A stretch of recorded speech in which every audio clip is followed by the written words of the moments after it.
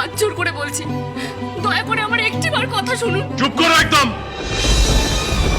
কি কথা শুনবো বৌরানী? কি কথা শুনবো তোমার? তুমি কোন অধিকারে আমাকে না জানিয়ে আমারই বাড়ির ভেতরে তুমি বাইরের লোক ঢুকিয়েছো? শুধু তাকে ঢোকাও, লজ্জা করলো না একজন পর পুরুষের সঙ্গে এক ঘরে রাত্রিবাস করতে? ছি, ছি, ছি, ছি। ছি বৌরানী, ছি। তোমার স্বামীকে ফেলে কেন? কি তোমার প্রয়োজন পড়লো এত? কিসের প্রয়োজন? আর ওই লোকটার সঙ্গে তোমার কিসের সম্পর্ক? কে সে? আমি বলছি।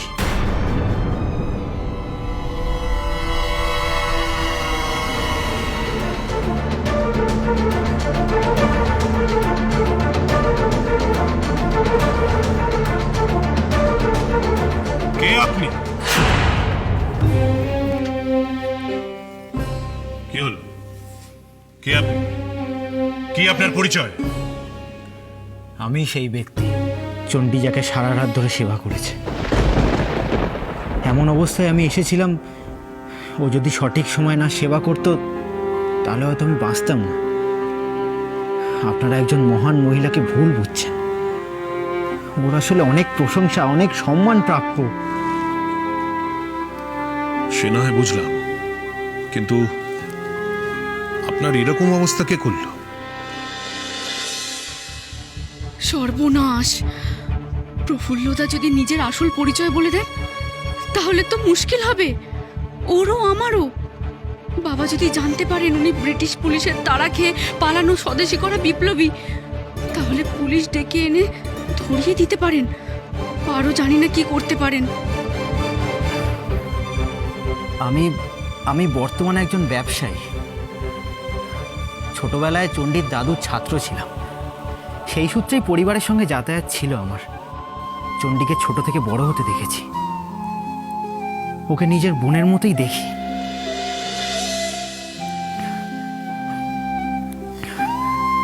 কিন্তু আপনার এই অবস্থা, আপনি এই বাড়িতে এলেন কি করে?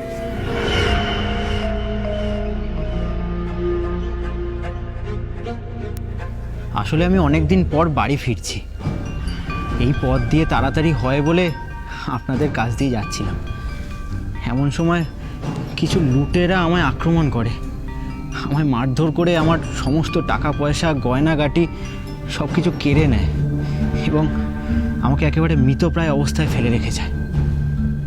তারপর কি হয় সেটা আমার জ্ঞানে নেই। একটু পর যখন জ্ঞান ফেরে আমি চণ্ডীকে দেখি, আশ্বস্ত হই। ওই আমাকে সেবা করে সুস্থ করে তোলে।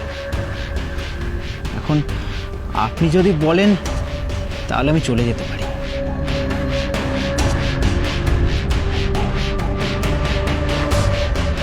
বাবা কি প্রফুল্লদার কথা বিশ্বাস করলেন? স্বয়ং সিদ্ধা, সোম থেকে শনি সন্ধ্যে 7টায়, আকাশ 8-এ।